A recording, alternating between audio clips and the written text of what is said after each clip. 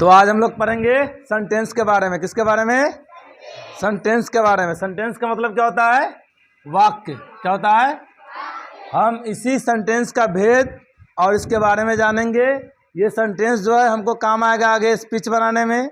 उसका बहुत सारा जब हम ग्रामर में पढ़ाई करेंगे तो हर जगह पे इसका काम भेद का काम आया खास करके। तो सबसे पहले पढ़ते हैं सेंटेंस किसे कहते हैं। क्या है सेंटेंस? किसे कहते हैं? तो हम लोग इससे पहले जब हिंदी व्याकरण में पढ़े थे, क्या पढ़े थे कि जब शब्दों को क्रम से लिखा तो उसे वर्णमाला कहते हैं। उसी तरह इसमें भी अगर शब्द को क्रमबद्ध समूह से यानी ढंग से सजा करके लिखा जाता है तो वो क्या बन जाता है? सेंटेंस बनता है। जैसे हम यहाँ पे लिखते हैं ही इज, इस तरह से आगे बढ़ेंगे तो एक पूरा वाक्य बनेगा लाइन में। ही इज गुड लिखे या कुछ भी तो ये क्या है? लाइन से है। क्या है? वह अच्छा है तो ये लाइन से। तो इसको बोलते हैं हम शब्द यानी वर्ड। ये हो गया एक वर्ड और ये वर्ड। तो शब्दों को क्रमबद्ध समूह से यानी जब सजा करके लिख दे तो क्या बन गया? सेंटेंस बन गया। अगर इसी को हम लिखते हैं इज गुड ही, ये भी वाक्य है लेकिन ये सेंटेंस नहीं कहलाएगा।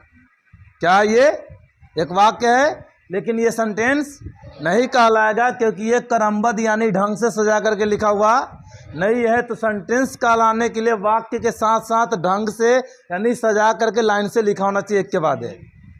ठीक है, समझ में आ रहा?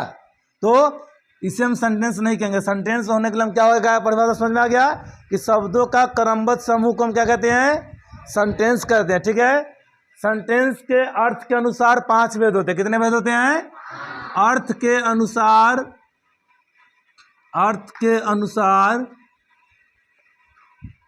सेंटेंस के 5 भेद होते। कितने? कहीं कहीं पे 4 भेद मिलेगा जब हम केपी ठाकुर का ग्रामर पढ़ेंगे तो। ठीक है, लेकिन हम लोग 5 भेद पढ़ेंगे यहाँ पे। कितने भेद? 5 भेद है। ठीक है, सेंटेंस का जो भेद है टोटल कितने हो गए? 5। याद रखना है। इसका नाम कैसा? जैसे पहला है स्टेटमेंट सेंटेंस। क्या है? Statement sentence.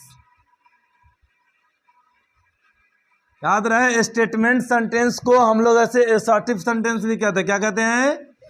Assertive sentence. तो कभी कभी स्टेटमेंट ना लिख करके असर्टिव सेंटेंस लिखा हुआ मिलेगा तो घबराना बिल्कुल नहीं है, दोनों एक ही नाम है। इसके अलावा कभी कभी डिक्लेरेटिव सेंटेंस भी लिखा हुआ मिलेगा। ठीक है, ये तीनों नाम स्टेटमेंट सेंटेंस का। तीनों का हिंदी क्या होता है? एक ही होता है। तीनों का मतलब होता है कथनवाचक वाक्य। ठीक है, तीनों का हिंदी क्या होता है? एक ही होता है। ठीक है, तो स्टेटमेंट सेंटेंस को हम लोग असर्टिव सेंटेंस भी बोलते हैं और डिक्लेरेटिव सेंटेंस भी बोलते हैं। समझ में आ रहा है? कभी कभी स्टेटमेंट लिखा मिलेगा, कभी कभी असर्टिव लिखा मिलेगा। ये बहुत कम लिखा हुआ मिलता है। ठीक है, उसके बाद दूसरा जो है वो है क्वेश्चन सेंटेंस। क्या है? दूसरा है क्वेश्चन सेंटेंस। क्वेश्चन सेंटेंस का भी दूसरा नाम है, ये तुमको इंट्रोगेटिव सेंटेंस के नाम से मिलेगा। इंट्रोगेटिव सेंटेंस के नाम से मिलेगा ये क्वेश्चन सेंटेंस, इंट्रोगेटिव सेंटेंस। ठीक है, इंट्रोगेटिव सेंटेंस या क्वेश्चन सेंटेंस दोनों का मतलब सेम ही होता है। कहीं भी ये लिखा हुआ मिल सकता है, कभी ये लिखा मिल सकता है। इसका हिंदी होता है प्रश्नवाचक वाक्य या प्रश्नबोधक वाक्य मिलेगा कभी कभी। ये दोनों का मतलब भी सेम ही है। तीसरा है इंपरेटिव सेंटेंस। इंपरेटिव सेंटेंस क्या है? Imperative sentence. इसका दूसरा नाम है कमांड सेंटेंस। कभी कभी ये कमांड सेंटेंस के नाम से भी मिलेगा। ठीक है, इंपरेटिव सेंटेंस को हम लोग कमांड सेंटेंस भी कहते हैं। इसका मतलब होता है आदेश सूचक वाक्य। क्या होता है? आदेश सूचक वाक्य। आदेश सूचक वाक्य। ये 3 हो गया। चौथा है हमारा ऑप्टेटिव सेंटेंस। क्या है?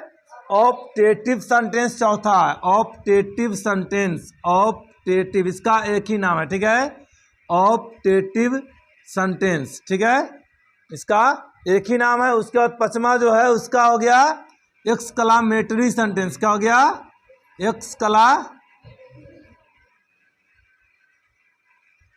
एक्सक्लामेटरी सेंटेंस, इसको हम लोग है से एक्सक्लामेशन सेंटेंस भी बोलते हैं। एक्सक्लामेटरी सेंटेंस को कौन सा? एक्सक्लामेशन सेंटेंस भी बोलते हैं। एक्सक्लामेटरी का एक्सक्लामेशन सेंटेंस यानी विस्मयादि बोधक वाक्य। ये 5 अर्थ के अनुसार सेंटेंस के भेद है। अभी हम लोग इसका परिभाषा और इसके बारे में पढ़ेंगे कि पहचानेंगे कैसे कि कौन किस सेंटेंस का उदाहरण है या क्या सो। तो सबसे पहला था हमारा एसर्टिव सेंटेंस। क्या था? Assertive sentence. एसर्टिव सेंटेंस जिसका हिंदी बताते कथनात्मक वाक्य। सब सेंटेंस का ज़्यादातर जो नाम है उसी में उसका परिभाषा या पहचान छिपा हो। ठीक है। एसर्टिव सेंटेंस जो होता है ये बिल्कुल सिंपल होता है। क्या होता है? सिंपल यानी साधारण रूप में जब रहेगा तो हम उसे क्या कहेंगे? एसर्टिव सेंटेंस कहेंगे। यानी जब कोई कथन को व्यक्त करता है तब हम उसे क्या कहते हैं? एसर्टिव सेंटेंस कहते हैं। किसको? जब कोई वाक्य किसी कथन को व्यक्त करता है। जैसे हम बोलते हैं I am going to school. I am going to school, इसका क्या मतलब हो गया? मैं स्कूल जा रहा हूँ। तो ये कथन है। तो जब कोई कथन को व्यक्त करता है या कथन का मतलब हम लोग यहाँ पे कहानी भी कह सकते हैं। कहानी समझ में आता है बोलने में, कथन का मतलब समझ में नहीं आता है तो उसे हम क्या कहते हैं? एसर्टिव सेंटेंस कहते हैं। ये इसका पहचान है कि अगर सिंपल रूप में कोई वाक्य दिख जाए तो हम उसे क्या कहेंगे? एसर्टिव सेंटेंस कहेंगे। दूसरा था इंट्रोगेटिव सेंटेंस। इंट्रोगेटिव सेंटेंस नाम में भी इसका परिभाषा छुपा हुआ है। ठीक है, चाहे पहचान जो बोले। इंट्रोगेटिव का मतलब होता है प्रश्न बोधक वाक्य या प्रश्नवाचक। मतलब समझ में आ रहा है कि जिससे कोई प्रश्न किया जाए उसे हम क्या कहेंगे? इंट्रोगेटिव सेंटेंस कहेंगे। जब हम किसी से कोई सवाल करेंगे तो ठीक है, सवाल करेंगे तो क्या कहलाएगा? Interrogative sentence. सवाल करने के लिए ध्यान देना, ज़्यादातर WH वाला वाक्य का प्रयोग होता है। ठीक है, WH वाला वाक्य का मतलब हो गया WH से वाट होता है, WH से हु होता है, WH से वेयर होता है। ठीक है, WH से वाई होता है। इसके अलावा am, is, are, have, has, had ये सब शुरू में मिल जाए तो वो सब इंट्रोगेटिव सेंटेंस कहलाएंगे। ठीक है, और तो बता ही रहे हैं ना, समझ में आ रहा? हाउ या ये सब जो मिल जाए शुरू में तो ये भी क्या हो जाएगा? इंट्रोगेटिव सेंटेंस का ये सब उदाहरण है या पहचान कर सकते हैं। अगर ये सारे में से कोई भी वाक्य के शुरू में मिले तो ये क्या कहलाएंगे? Interrogative sentence. यानी परिभाषा हो गया जिससे कोई प्रश्न किया जाए उसे हम क्या कहेंगे? इंट्रोगेटिव सेंटेंस कहेंगे। समझ में आ रहा है? जैसे हम बोलते हैं are you ready. Are you ready, हम क्या कर रहे हैं? किसी से प्रश्न कर रहे हैं कि क्या तुम तैयार हो। या हम बोलते हैं व्हाट इज योर नेम, तो हम किसी से क्या करते हैं? तो जब किसी से कोई प्रश्न किया जाए तो क्या कहलाता है? इंट्रोगेटिव सेंटेंस कहलाता है। चाहे वो प्रश्न छोटा हो या बड़ा, वो नहीं देखना, ध्यान रखना। शुरू में अगर WH से स्टार्ट वाक्य हो या फिर am, is, are, have, has, do, does, did आ जाए शुरू में तो वो अक्सर प्रश्नवाचक वाक्य कहलाता है। ठीक है, कभी कभी अपवाद में अलग हो सकता है। तीसरा क्या था? कमांड सेंटेंस, जिसको हम लोग इंपेरेटिव सेंटेंस भी बोलते हैं। क्या था? कमांड सेंटेंस, जिसको हम लोग इंपेरेटिव सेंटेंस भी बोलते हैं। इसका परिभाषा क्या हो जाए? कमांड का मतलब क्या होता है? कमांड का मतलब तो जिस वाक्य से किसी को आज्ञा, अनुरोध या फिर सलाह दिया जाता है उसे हम कमांड सेंटेंस कहते हैं। क्या कहते हैं? आज्ञा का मतलब क्या होता है? ऑर्डर इंग्लिश में आए, यानी अगर ऑर्डर मिल जाए या फिर किसी से रिक्वेस्ट करे। अनुरोध का मतलब यही नहीं होता है? अनुरोध का मतलब रिक्वेस्ट क्या होता है? अनुरोध का मतलब रिक्वेस्ट। किसी का ऑर्डर या रिक्वेस्ट या फिर एडवाइस यानी सलाह क्या होता है? एडवाइस यानी सलाह। तो जब हम किसी को आज्ञा, अनुरोध या फिर सलाह का बोध कराते हैं तो वो क्या कहलाता है? कमांड सेंटेंस कहलाता है। क्या समझ में आ गया? या इंपेरेटिव सेंटेंस कहलाता है। समझ में आ रहा है? हाँ, इंपेरेटिव या कमांड सेंटेंस उसे कहेंगे जिससे किसी को ऑर्डर यानी आज्ञा, रिक्वेस्ट यानी सलाह या अनुरोध, नहीं रिक्वेस्ट यानी अनुरोध, एडवाइस यानी सलाह दिया जाए तो वो क्या कहलाएगा? समझ में आ रहा है? बेटा ना समझ में लाओ तो सबके भूत मिर्गी छोड़ा दो, वही बात का ध्यान रखिए। हाँ, मतलब मारे लगभग हल्का ना तो फेंक दे तो बेटा ललका सबके। ठीक है। अगला क्या है? Optative sentence. क्या है? Optative sentence.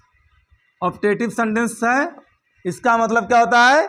ऑप्टेटिव सेंटेंस जिस वाक्य से किसी को हम साफ लिखा था, पर हम लोग क्या बोलते हैं? सराफ। जैकी सराफ बोला, सराफ, ठीक है, जैकी हटा देना है, सराफ। या फिर क्या है? प्रार्थना। ऐसे साफ लिखा हुआ मिलेगा, पर हम समझने के लिए सराफ लिख दे ताकि ज़्यादा समझ में आए, क्योंकि हम लोग सराफे बोलता है पर साफ रहता, ठीक है। प्रार्थना, उसके बाद इच्छा।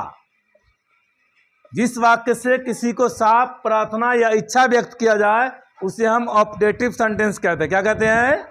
ऑप्टेटिव सेंटेंस कहते हैं। समझ में आ रहा है? इसमें ज़्यादातर जो वाक्य होगा तुमको उसमें में लगा हुआ मिलेगा। ज़्यादातर वाक्य में ऑप्टेटिव सेंटेंस का में लगा हुआ मिलेगा। समझ में आ रहा है? जैसे हम इसको ले लेते हैं, समझ में आ रहा है? हिंदी में अगर कोई परिभाषा हो जाए तो क्या हो जाएगा? इसका जैसे क्या हो जाएगा?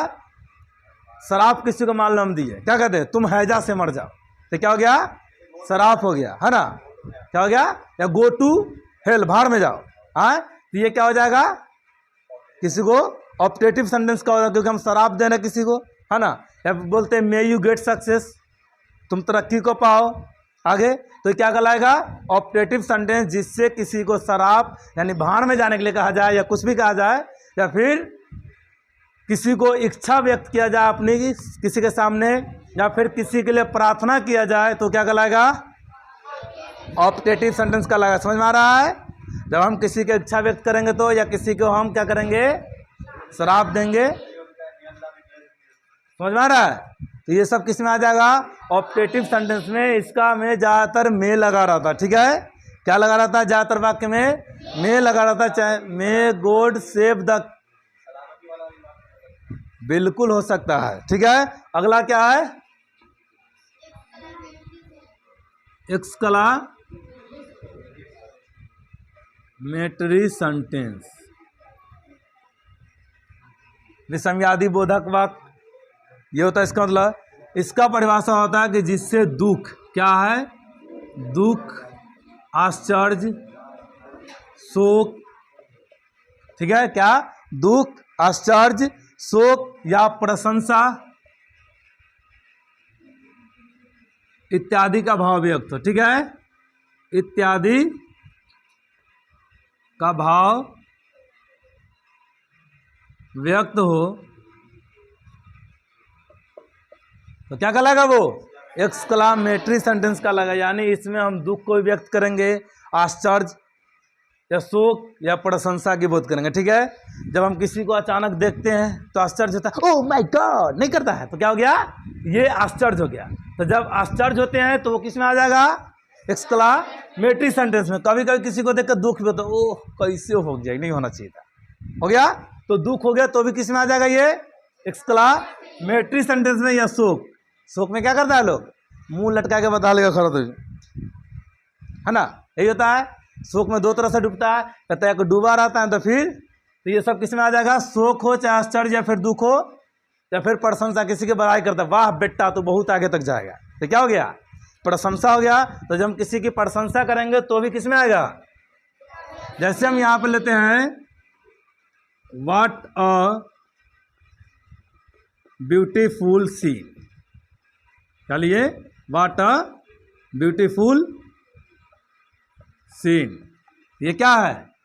आश्चर्य है ना, ये क्या है? व्हाट अ ब्यूटीफुल सीन, तो ये आश्चर्य है, तो इस किस में आ जाएगा? और इसमें ध्यान रखना है कि इसमें एक्सक्लामेशन का चाहिए होता है। एक्सक्लामेशन का चाहिए होता है कि लकड़ी के घींच के नीचे टिकली साट देना है, ठीक है। हाँ, लकड़ी के घींच के नीचे टिकली साट देगा, इसे हम एक्सक्लामेशन का चाहिए बोलते हैं। समझ में आ रहा है? Exclamatory sentence. तो ये 5 था सेंटेंस के भेद अर्थ के अनुसार। किसके अनुसार? अर्थ के अनुसार, जिसका हम एक तरह से परिभाषा भी बता दिए और पहचान भी। परिभाषा याद हो या ना हो, पहचान जरूर याद होना चाहिए, क्योंकि हर जगह पहचान ही पूछेगा, पहचान आएगा तभी हम वाक्य को पहचान पाएंगे, ठीक है। और हमको वाक्य पहचानने आना चाहिए, परिभाषा याद हो या ना हो।